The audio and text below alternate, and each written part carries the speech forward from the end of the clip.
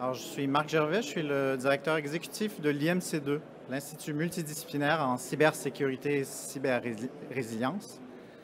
Et aujourd'hui, on va vous parler de deux sujets qui sont un peu le thème de cette scène verte aujourd'hui. On va vous parler de formation et on va vous parler d'innovation dans le cadre de l'entrepreneuriat. Donc, je serai joint sur scène aujourd'hui par Alina Dulipovic, professeure à HEC Montréal et directrice adjointe de l'IMC2 pour le pilier formation, et Marie-Ange Masson, qui est responsable du parcours Entreprendre en cybersécurité de Propolis, l'accompagnateur en entrepreneuriat de Polytechnique Montréal. Donc, l'IMC2 a été créé récemment. En fait, on a eu notre événement inaugural la semaine dernière, il y a exactement une semaine, à Polytechnique Montréal. Merci. Le lancement officiel a été la semaine dernière. On a annoncé officiellement la création de l'Institut le 18 mai dernier, donc il y a 5 mois. Donc, je vais me permettre de prendre quelques minutes de votre temps pour vous parler un petit peu de la mission et de la vision de l'Institut. Et puis, Alina et Marie-Ange pourront mettre tout ça en contexte. Donc, ce que je vous affiche ici, c'est la vision de l'Institut. Une société cyber-résiliente, innovante, grâce à la mobilisation de forces vives multidisciplinaires. Je vais prendre quelques minutes pour décortiquer certains de ces mots qui sont assez intéressants et assez novateurs dans le cadre de notre institut. Donc, tout d'abord, l'aspect sociétal. Je pense qu'il ne fait aucun doute pour les participants de ce forum aujourd'hui que les enjeux de cybersécurité sont maintenant au niveau de la société. On voit leur impact dans notre vie professionnelle, dans notre vie personnelle, dans les secteurs privés comme dans les secteurs publics, en termes de géopolitique, en termes de sécurité nationale. En termes d'économie, le ministre Kerr en parlait ce matin. On estime à 1 000 milliards de dollars américains l'impact de la cybercriminalité dans le monde. Et d'ici 2025, on prédit qu'on sera à 10 000 milliards de dollars américains. C'est un secteur économique en soi. En termes de résilience, qui est la capacité d'un système, d'une infrastructure ou même d'une société à se préparer, à résister et à se remettre d'un incident de cybersécurité, on voit que c'est plus englobant que la cybersécurité et c'est un sujet sur lequel on veut se pencher. Avant, les étapes étaient distinctes, la protection, la détection, la réaction, la gestion de crise. On passe maintenant à un continuum entre ces facteurs en intégrant l'adaptation, la prévention, et la collaboration multidisciplinaire. Et justement, la multidisciplinarité, qui fait partie du nom de l'Institut et de sa vision, est très importante. Je laisserai Alina détailler ça dans le cadre de l'Institut, mais on peut tout de suite se rendre compte qu'il ne suffit pas d'attaquer ces enjeux avec le génie informatique ou le génie logiciel, mais il faut traiter des facteurs humains, il faut traiter des facteurs économiques, des facteurs politiques, des facteurs sociaux. Et donc, pour que le monde universitaire ait un impact fort sur cet aspect de cyber-résilience sociétale, notre postulat est qu'il faut une approche en rupture des approches actuelles et des structures actuelles. Il faut se mobiliser, il faut forcer le croisement d'expertise multidisciplinaire, il faut aller au-delà de la recherche et de l'enseignement. Et donc, l'IMC2 est né de cette volonté de construire une approche différente. Polytechnique Montréal s'est uni à l'Université de Montréal et à HEC Montréal pour créer, comme je le disais, il y a 5 mois, l'Institut multidisciplinaire en cybersécurité et cyber-résilience. Vous me permettrez de l'appeler l'IMC2. Vous verrez tout à l'heure l'étendue tout à fait intéressante des expertises au sein de l'IMC2. Vous verrez que c'est une force de frappe tout à fait considérable et intéressante.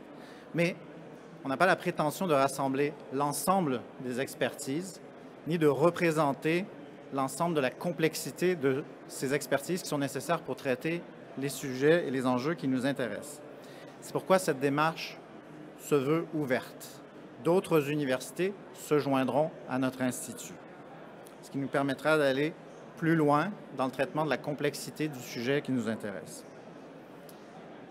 Ces collaborations s'étendront à l'écosystème seront authentiques et seront basées sur des activités concrètes, sur des projets pertinents. Notre mission est donc de traiter des grands défis sociétaux en ayant une approche basée sur la collaboration multidisciplinaire.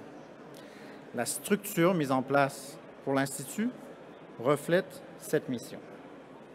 Tout d'abord, un pilier recherche, piloté par la professeure Nora Cupens, professeure au département de génie informatique, génie logiciel de Polytechnique Montréal. Dans ce pilier, bien sûr, l'ambition est de concevoir et de mener à bien des projets de recherche de pointe, multidisciplinaires, mais aussi d'attirer, de former et de conserver des chercheuses et des chercheurs de calibre mondial. Ce pilier, bien sûr, devra s'ancrer dans une pertinence liée à l'écosystème afin de développer des solutions aux problèmes et aux enjeux actuels et à venir. Le pilier formation est piloté par Alina. Vous aurez le plaisir de l'entendre vous en dire plus à ce sujet. Notre pilier politique publique est piloté par Benoît Dupont, professeur de criminologie à l'Université de Montréal et titulaire de la chaire de recherche du Canada en cybersécurité. Et c'est à travers ce pilier qu'on fait le lien entre les décideurs publics, privés, gouvernementaux et les citoyennes et citoyens. Donc ici, on parle de sensibiliser, de conscientiser, mais aussi d'éduquer, d'informer, d'orienter et d'outiller. Tous ces piliers sont interconnectés et très transversaux, mais le pilier innovation qui bénéficie d'une direction conjointe est l'illustration parfaite de cette connexion. On peut résumer l'objectif de ce quatrième pilier assez simplement que le fruit de nos travaux universitaires ne reste pas dans des tiroirs universitaires. Donc dans ce pilier, on va travailler sur le partage de connaissances, le partage de données. On va aussi accompagner la montée en maturité du fruit de ces travaux universitaires pour assurer un transfert vers l'écosystème qui soit efficace et pertinent. Et finalement, dans ce pilier, on va adresser un thème qui est tout à fait central au dynamisme de notre secteur, l'entrepreneuriat, thème sur lequel Marie-Ange pourra vous en dire un petit peu plus. Donc aujourd'hui, on va se plonger dans deux piliers de l'IMC2 et je passe donc sans attendre la parole à Alina Dulipovic.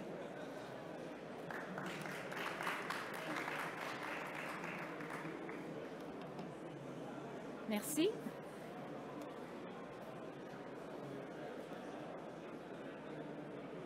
Alors, Alina Dulipovic, professeure en TI à HEC Montréal et directrice adjointe de l'IMC2 pour le volet formation.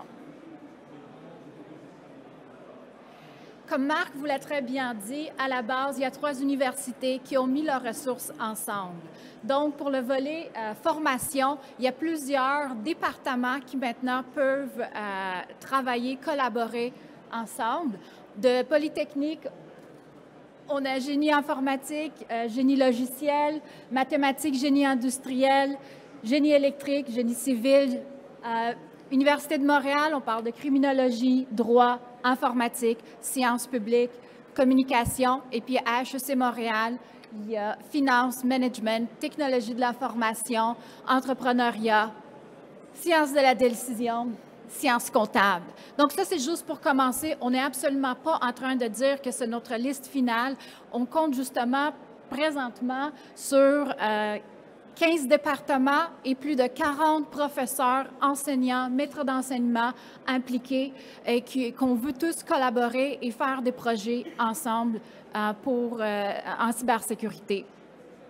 Mais avec nos ambitions d'avoir d'autres universités qui vont se joindre à nous, ou même d'autres départements de nos 3 universités, les 2 listes, autant la liste des départements que la liste d'expertise, va évidemment s'enrichir au fur du temps. Ce qu'on remarque présentement, c'est qu'on a différents profils d'expertise. On a autant un profil technique, représenté par les différentes expertises de Polytechnique ou informatique à l'Université de Montréal. On a également un profil gestion, gouvernance avec les différents départements de HEC Montréal, mais profil criminologie, profil psychologique, profil juridique avec les différentes universités facultés de l'Université de Montréal. En plus,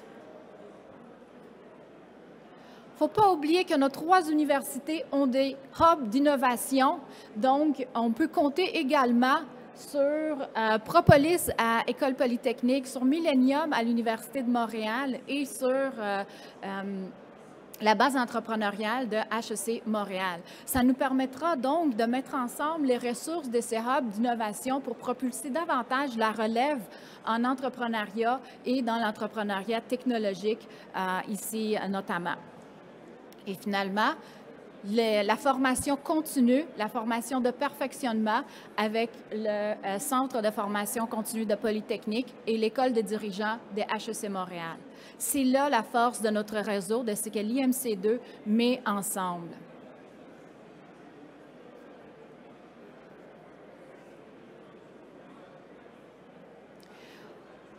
Avec ces ressources-là, ce qu'on s'est donné comme objectif pour le volet formation, ou son nom officiel, développement des compétences et des talents, c'est avant tout de collaborer, de mettre en commun des programmes, des cours, des professeurs, le savoir des professeurs, des enseignants, ainsi que les infrastructures technologiques.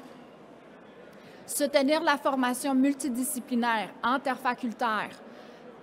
On essaie présentement, on a des cours justement chacun dans notre domaine, mais souvent on est amené à réinventer la roue.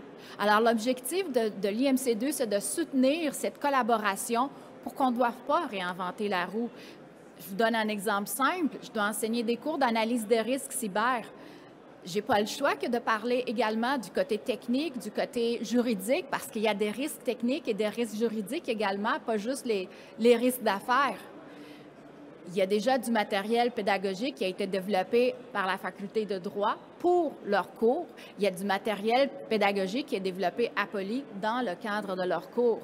Alors, plutôt que moi, tout le temps réinventer puis recréer ce genre de matériel, je peux justement collaborer avec mes collègues et partager, mettre tout ça ensemble. Contribuer au développement d'une offre de formation dans le domaine émergent.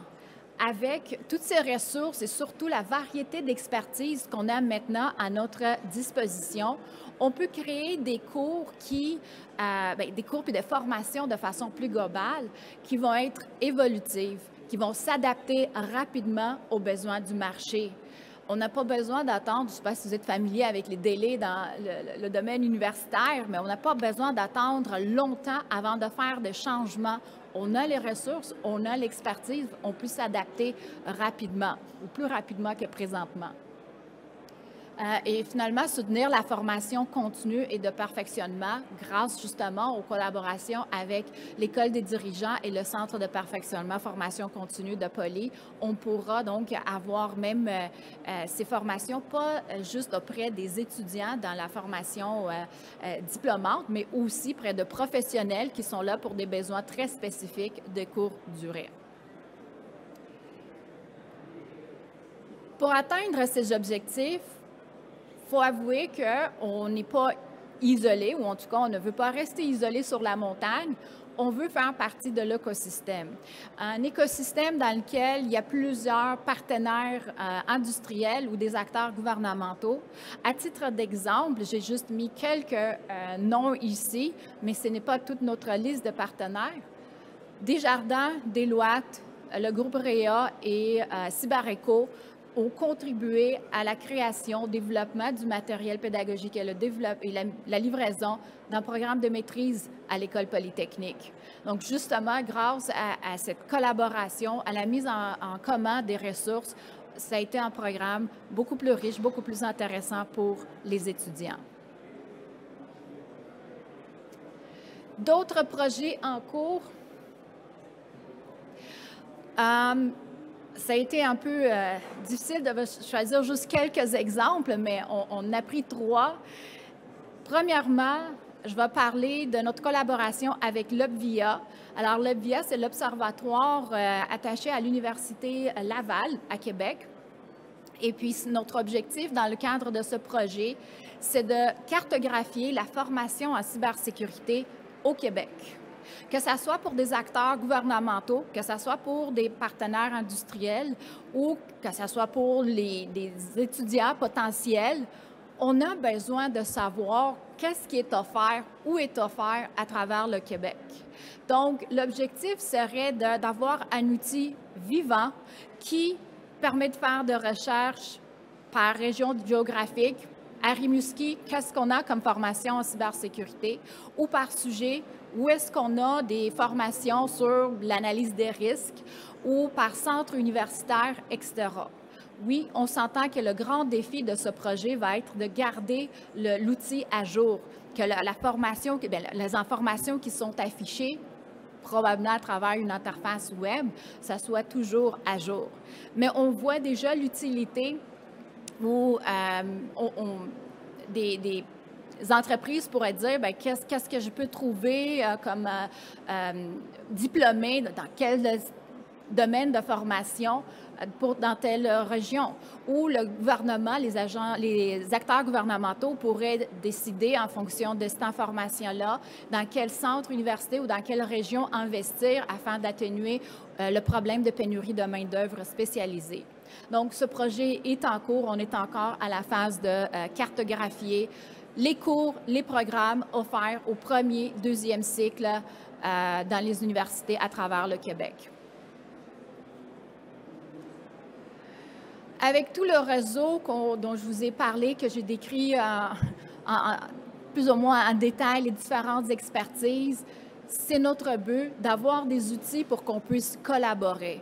Donc, un autre exemple de projet en cours, c'est justement la mise en place de différents outils pour qu'on puisse partager des capsules pédagogiques ou des données ou des cas pédagogiques ou même des notes de cours, de plans de cours, dépendamment des besoins entre nous pour pouvoir créer des formations réellement multidisciplinaires. Finalement, un troisième exemple dont j'aimerais vous parler, c'est trait de notre collaboration avec Propolis, avec la base entrepreneuriale d'HEC Montréal et potentiellement avec Millennium de l'Université de Montréal. On part de la formation en entrepreneuriat. Là, il y a deux dimensions. Il y a la formation pour les entrepreneurs dans le domaine de la cybersécurité et il y a la formation pour les entrepreneurs dans n'importe quel autre domaine, mais qui veulent offrir des solutions de transformation numérique et qui ont besoin donc des connaissances dans la protection des données et là, avec la nouvelle loi 25, dans la protection de renseignements personnels. Alors, ça, c'est un autre projet ou plusieurs sous-projets qu'on a présentement en cours de pouvoir offrir ce genre de formation. Et en parlant de formation pour les entrepreneurs en cybersécurité, je vais laisser la parole à Marie-Ange pour qu'elle puisse vous donner plus de détails.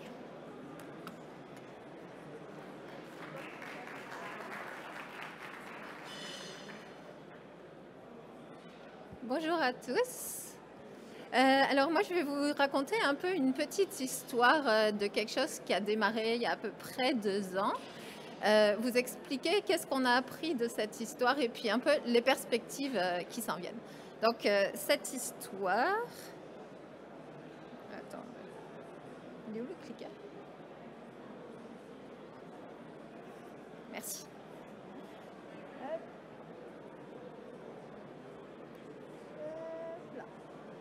Voilà. Alors, c'est l'histoire d'un parcours entrepreneurial, le parcours entreprendre en cybersécurité de Propolis. Et Propolis, c'est l'incubateur technologique de Polytechnique Montréal. Donc, il y a 2 ans, on a décidé de lancer des cohortes spécialisées dans le domaine de la cybersécurité. Donc, je vais vous raconter un peu les apprentissages qu'on a fait à ce sujet et puis comment l'IMC2 va être un vrai bénéfice pour l'entrepreneuriat dans le domaine de la cybersécurité, cyber-résilience. On y croit très fort, il y a vraiment un avantage à aller chercher cette multidisciplinarité. Donc, je vais vous faire les liens. Donc, Propolis, l'incubateur technologique de Polytechnique Montréal, Nous, notre mandat en cybersécurité, c'était de dire on va emmener les entrepreneurs de j'ai une idée de projet en cybersécurité à avoir un premier client ou un bêta-testeur. Donc on s'est fixé un mandat qu'on nous a dit assez ambitieux de, sur 10 mois, emmener les équipes entrepreneuriales sur cette partie-là, donc vraiment très en amont de la démarche entrepreneuriale.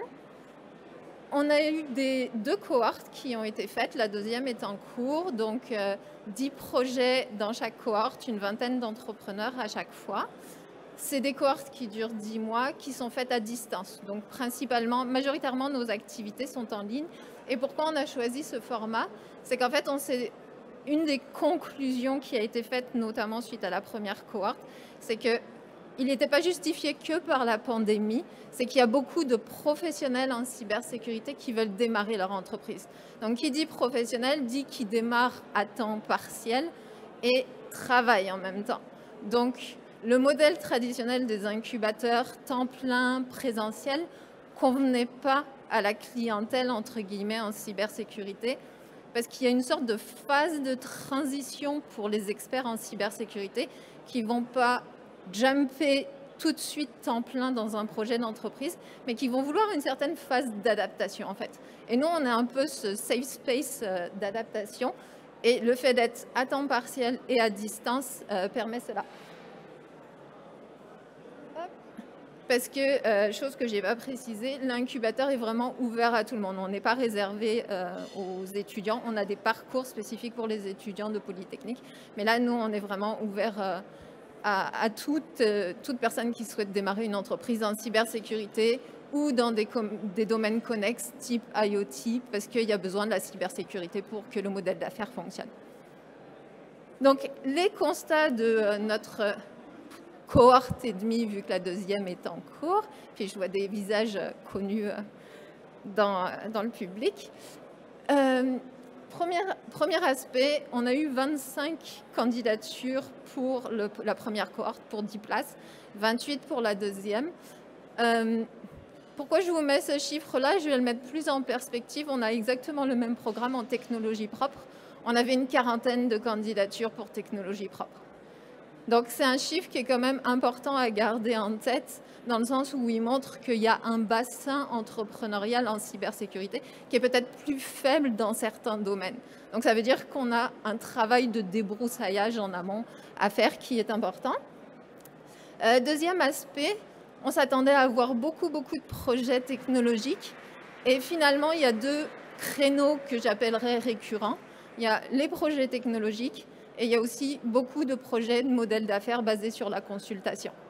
Il y a beaucoup de professionnels de la cybersécurité qui détectent des besoins dans l'industrie et qui décident de démarrer une entreprise sur un modèle de consultation pour satisfaire ces besoins-là. Donc là, ça soulève d'autres questions. Est-ce qu'on accompagne des entrepreneurs qui veulent démarrer sur un modèle connu ou est-ce qu'on les incite à être plus créatifs et à trouver d'autres types de modèles d'affaires que la consultation pour pouvoir desservir davantage de clientèle, pour avoir davantage d'impact. Donc, c'est des questions qui ont été levées et auxquelles, je pense, l'Institut va pouvoir répondre. Incubation à temps partiel, 10-15 heures par semaine. Et ça, clairement, ça favorise le passage de l'intention à l'action entrepreneuriale. Il y en a plusieurs qui sont passés par chez nous, après sont rentrés dans des incubateurs temps plein et m'ont dit « jamais je serais rentré tout de suite dans un incubateur temps plein. Le pas est beaucoup trop grand pour moi parce que j'ai une vie professionnelle, j'ai une vie familiale, j'ai des actifs à gérer, etc. Donc, je ne peux pas faire comme un étudiant, entre guillemets, tout de suite rentrer à temps plein en entrepreneuriat. Il me faut cette phase de transition. » Donc, à retenir, en dehors de ces constats-là, c'est que ce n'est pas parce qu'on est un incubateur qu'on a dit spécialisé en cybersécurité que tout de suite, il faut penser en termes de vertical. Pour faire de l'innovation, il va falloir penser en termes d'écosystème. Donc, la multidisciplinarité, clairement, dans ce contexte-là, elle est essentielle. Elle va être super bénéfique. C'est pas parce que c'est un incubateur spécialisé que les besoins sont homogènes. Clairement, dans les cohortes, il y a des situations très différentes. Le rythme d'avancement n'est pas le même en fonction des projets. Donc, variable importante aussi de dire qu'est-ce qu'on peut mutualiser, qu'est-ce qu'on ne peut pas mutualiser. L'accompagnement individualisé est une ressource extrêmement appréciée de la part de nos entrepreneurs qui nous permet d'être un peu plus à la carte. Et le dernier aspect à retenir, la complémentarité des structures d'accompagnement. Donc, on a plusieurs entrepreneurs qui sont passés par chez nous, rentrés dans d'autres incubateurs après, qui ont fait... Donc, je pense, l'exemple que je vous donnais tout à l'heure, ceux qui ne veulent pas tout de suite rentrer tremplin dans l'entrepreneuriat vont venir chez nous faire du temps partiel et une fois qu'ils ont validé que l'entrepreneuriat les intéresse, que leur modèle d'affaires commence à avoir de l'allure, ils vont rentrer temps plein dans un autre incubateur, tout comme on a des entrepreneurs qui sont passés par des incubateurs généralistes et qui viennent chez nous chercher la spécialisation. Donc, ça suppose vraiment une flexibilité, je vous dirais, et différentes clientèles qui vont avoir des besoins différents. Donc, c'est là où on se dit, bon, bah, comment on peut s'adapter. Et de nouveau, l'Institut, je pense, peut être une bonne réponse comme support.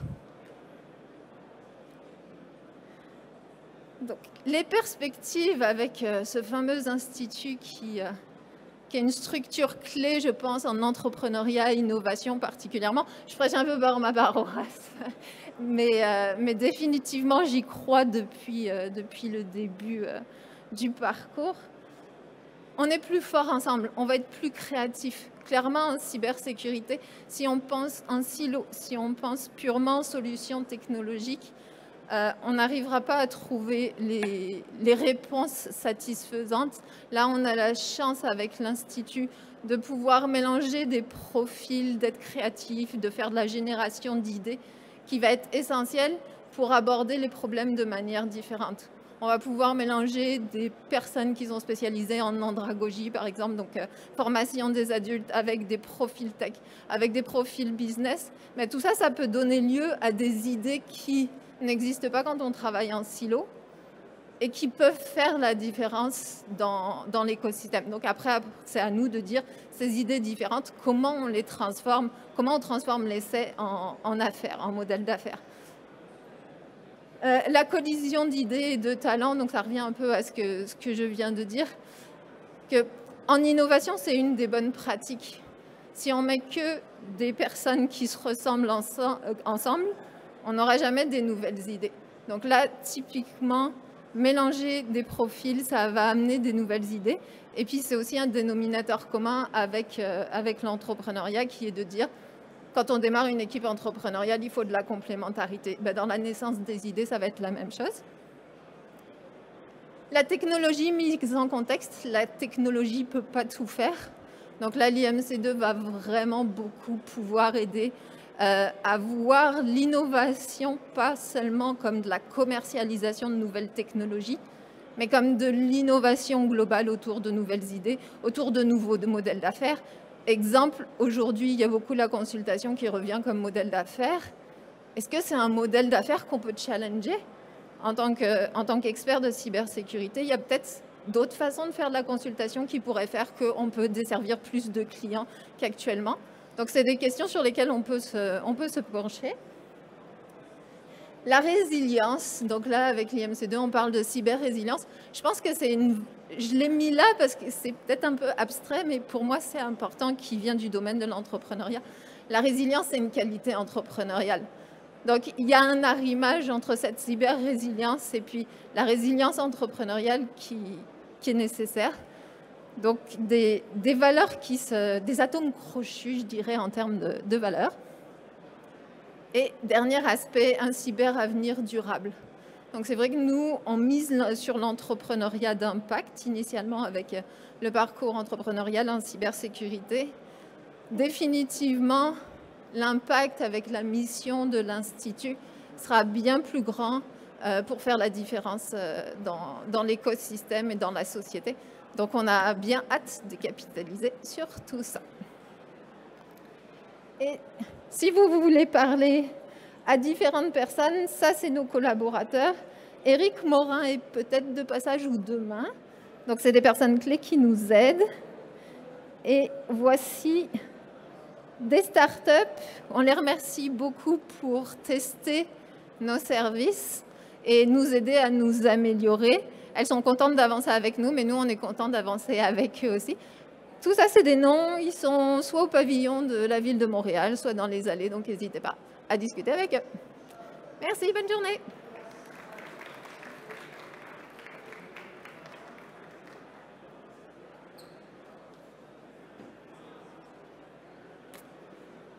Merci Marie-Ange, merci Aïna. Donc on est arrivé à la fin de notre présentation, on a pris tout le créneau, donc si vous avez des questions, je vous invite à venir nous voir après la présentation. Comme dirait mon père, c'est un peu arrangé avec le gars des vues, c'est un petit challenge pour la traduction, mais ça nous ferait plaisir de discuter avec vous. Venez nous voir et puis merci pour votre attention. Merci.